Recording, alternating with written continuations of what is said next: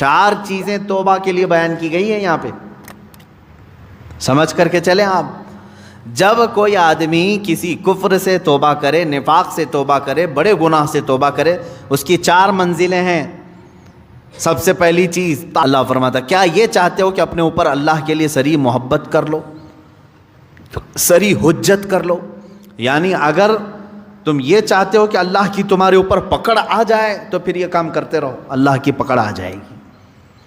آگے رب تعالیٰ فرماتا، منافقین جو ہے یہی کام کرتے تھے، ان کے پاس جا کر بیٹھتے تھے، ڈسکس کرتے رہتے تھے، دین کے معاملات کو لے کر کے مذاق کرتے رہتے تھے، حضور صلی اللہ تعالیٰ علیہ وسلم کے معاملات کو لے کر کے آپس میں ڈسکس کرتے رہتے تھے۔ قرآن کی آیتیں اتر گئیں، اللہ نے فرمایا منافقین جہنم کے سب سے نیچے طبقے میں ہیں، وَلَن تَجِدَ لَهُمْ نَصِيرًا، اور پھر تم دیکھو گے ان کا کوئی مددگار نہیں ہوگا۔ ہاں إِلَّا الَّذِينَ تَابُوا، اب یہاں توبہ کی اہمیت بیان کی جائے، مگر وہ لوگ جنہوں نے توبہ کر لیا، وَأَصْلَحُوا، اور اپنے آپ کو سنوار لیا، وَاعْتَصَمُوا بِاللَّهِ، اور اللہ کی رسی کو مضبوطی سے پکڑ لیا، وَأَخْلَصُوا دِينَهُمْ لِلَّهِ، اور اپنے دین کو اللہ کے لیے خالص کر لیا، فَأُولَئِكَ مَعَ الْمُؤْمِنِينَ، تو پھر وہ مومنین کے ساتھ ہوں۔ 4 چیزیں توبہ کے لیے بیان کی گئی ہیں یہاں پہ، سمجھ کر کے چلیں آپ۔ جب کوئی آدمی کسی کفر سے توبہ کرے، نفاق سے توبہ کرے، بڑے گناہ سے توبہ کرے، اس کی 4 منزلیں ہیں۔ سب سے پہلی چیز تابو، توبہ کرے۔ توبہ گال پہ تھپڑ مارنے کا نام نہیں ہے، توبہ لفظ ہے رجوع کرنے کا۔ رجوع کا مطلب ہے جس کام کو کیا تھا اس سے اپنے آپ کو شرمندگی محسوس کرے کہ میں نے غلط کیا تھا اور چھوڑنے کا پکا ارادہ کر لیا، یہ توبہ ہے۔ کان پکڑنا، گلے گال کو تھپڑ مارنا یہ کوئی ضروری نہیں بھی کیا، تم نے سوئے سوئے دل میں ارادہ کر لیا اے اللہ مجھ سے غلطی ہو گئی، میں باز آتا ہوں، یہ توبہ ہو گئی، یہ تمہاری توبہ ہے۔ سجدے میں گر گئے، اے اللہ مجھے افسوس ہے کہ میرے سے غلط کام ہو گیا، تم نے اپنی غلطی سے توبہ کر لی، بس یہ توبہ ہے۔ توبہ کہتے ہیں پلٹنے کو، جہاں تھے تم وہاں سے پلٹ آئے۔ نمبر 1، توبہ کے بعد کیا کیا کرنا ہے؟ وہ اصلحو کا مطلب ہوتا ہے اپنے آپ کو پھر سنوارنا ہوگا تمہیں۔ مومنین کے ساتھ اگر بیٹھنا ہے تو سنوارنا ہوگا۔ اسی لیے اس آیت کے ذریعے سے مفسرین فرماتے ہیں کوئی اگر توبہ کرتا ہے کسی چیز سے، فوراً اس پر اعتبار مت کرو، 6 مہینے انتظار کر کے دیکھو کہ سنورا کہ نہیں سنورا، اپنے آپ کی اصلاح کیا کہ نہیں۔ میاں آج چھوٹی چیز تھپڑ مار لیا، توبہ توبہ توبہ توبہ، اور اس کے بعد پھر کل دیکھا تو پھر وہی ہے۔ کبھی کبھار جو سچی توبہ نہیں کرتا ہے وہ آدمی چند دنوں کے بعد پھر واپس اسی گناہ میں چلا جاتا ہے۔ شریعت نے کہا ہے کہ 6 مہینے اس کا انتظار کریں، 6 مہینے اس کا انتظار کریں، دیکھیں کہ اس نے اپنے آپ کی اصلاح کر لی یا نہیں۔ کچھ لوگ صرف شادی کے لیے توبہ کر لیتے ہیں، صرف شادی کے لیے ایمان لے آ رہے ہیں، یہ بھی معاملات ہے۔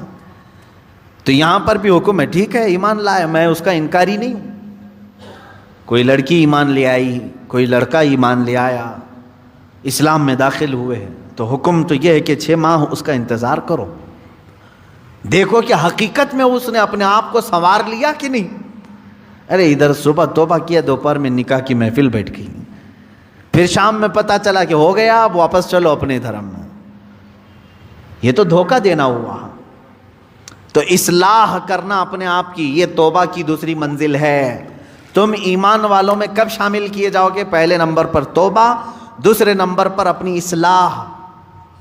وہ یوں ہی سمجھ لیں زخم ہو گیا تھا، ہاتھ میں زخم ہو گیا تھا، پھوڑی ہو گئی تھی، پھٹ گیا، گئے ڈاکٹر کے پاس، کس کام کے لیے؟ علاج کے لیے۔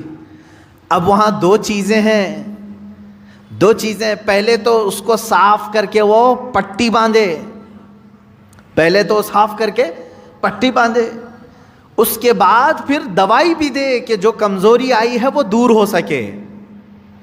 دونوں میں خالی ایک ہی کیا، خالی دوائی لے کر کے آیا، زخم کو نہ پوچھا نہ کچھ نہیں، تو زخم تو باقی رہا اور دوائی کھا رہے ہو۔ یا زخم کو تم نے سب پوچھ دیا لیکن دوائی کھائی نہیں، تو بھی چنگا ہونے میں، بھلا ہونے میں ٹائم لگتا ہے۔ اسی طرح سمجھ لیں کہ گناہوں سے توبہ کر لیا، پٹی باندھ لیا، اصلاح کرنے کے لیے نمازوں کی کثرت کرو، خیرات کی، یہ گولی کا کام کرے گی، تمہارے جسم کے اندر اصلاح پیدا ہو جائے گی۔ مثال کے طور پر اب دارالحرب ہے، ہمارے ہاں تو اسلامی نظام ہے نہیں، یہاں اگر جیسے بھیانک گناہ ہو جاتے ہیں تو کیا کرنا چاہیے اس میں؟ جیسے زنا ہو گیا کسی سے، اسلامی ریاست ہوتی تو اسے تو سنسار کرنے کا حکم ہے نا۔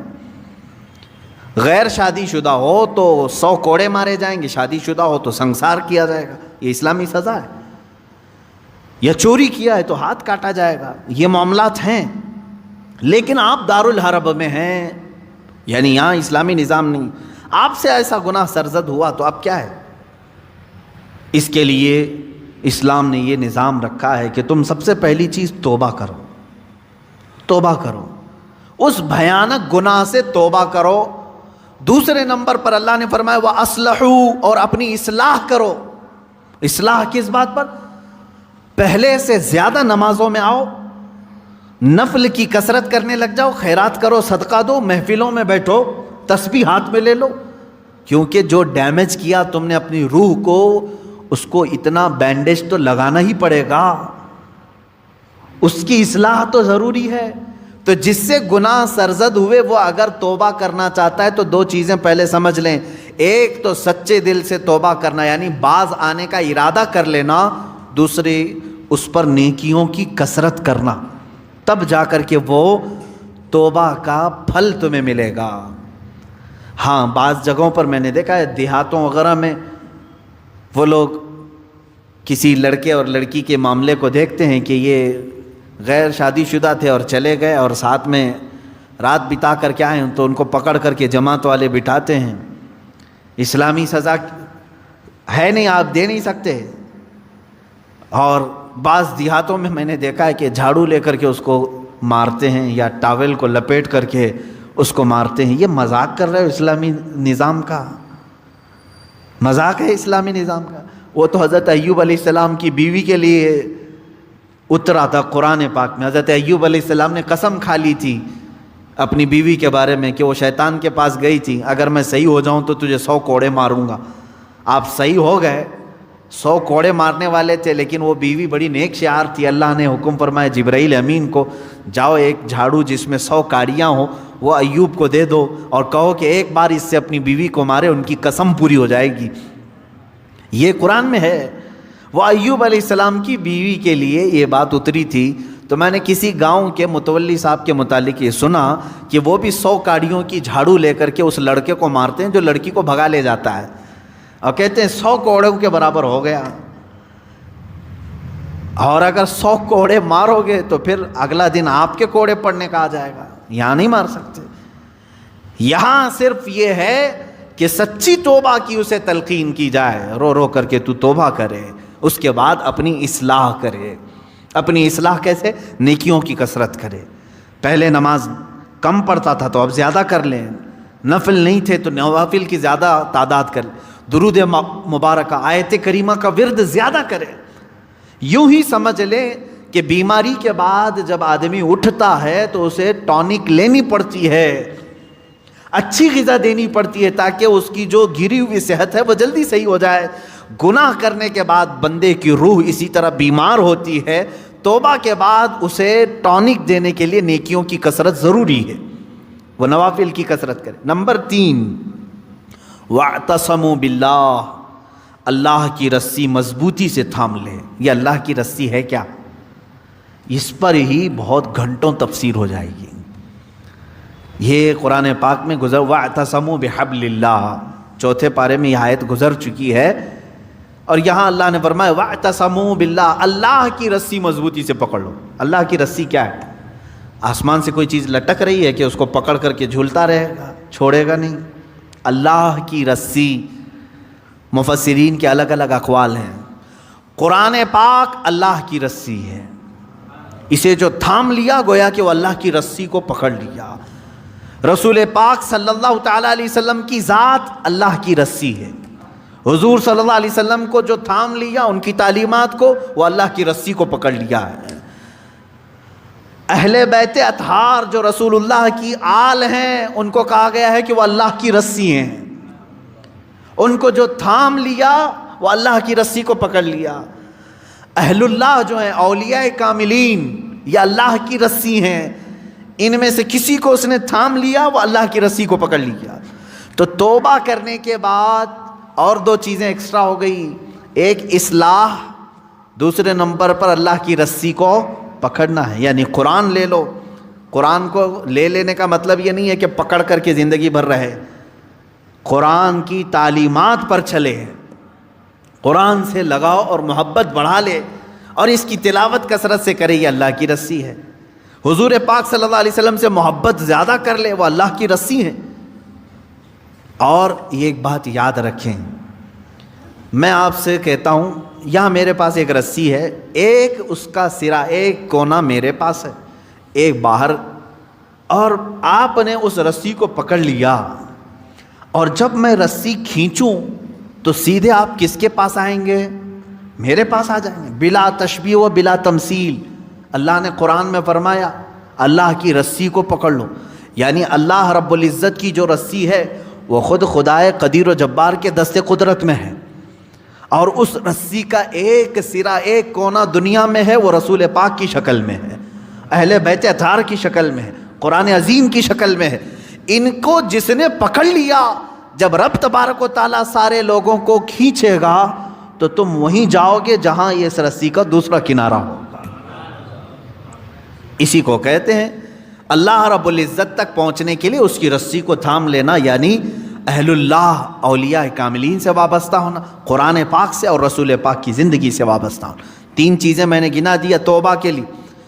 وَأَخْلَصُوا دِينَهُمْ لِلَّهِ، چوتھی چیز ہے اپنے دین کو اللہ کے لیے خالص کر دینا، پیورٹی والا دین۔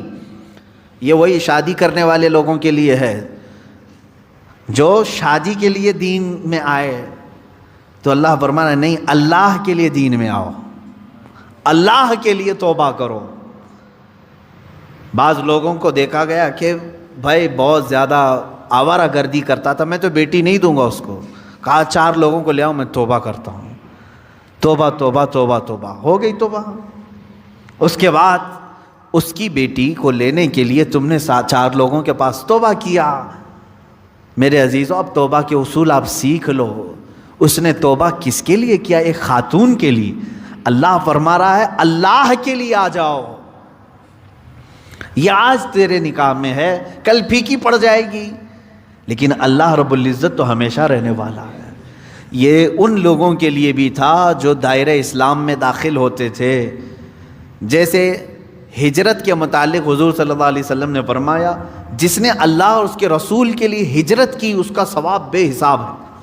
ہجرت کا مطلب ایک وطن چھوڑ کر کے دوسرے وطن گئے، جیسے مکہ چھوڑ کر کے صحابہ مدینے گئے تھے، کس کے لیے گئے تھے؟ اللہ اور اس کے رسول کی محبت میں گئے تھے۔ ایک صحابی جو ہے وہ مکہ سے نکلے، ان کی منگنی ہوئی تھی مدینے کی لڑکی سے، مدینے کی ایک لڑکی سے ان کی منگنی ہوئی تھی، وہ سفر کر کے آ گئے۔ انہوں نے سوچا شادی بھی ہو جائے گی، ہجرت بھی ہو جائے گی، ثواب کا ثواب ہے، گھر کا گھر بھی ہے۔ شادی ان کی مدینے میں ہونی تھی، سسرال مدینے میں، اور مکہ سے ان کو ہجرت کرنے کا ثواب بھی لینا تھا، لیکن وہ ہجرت کر کے آئے۔